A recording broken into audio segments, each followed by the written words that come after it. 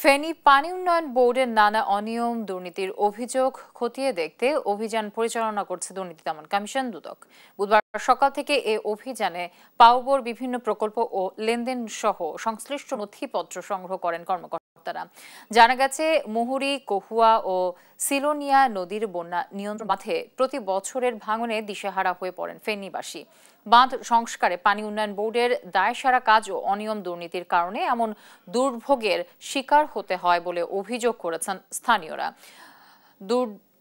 দুদক কর্মকর্তারা জানান, ক্ষতিগ্রস্ত এলাকা পরিদর্শন শেষে 48 ঘন্টার মধ্যে চূড়ান্ত প্রতিবেদন দেবে দুদক।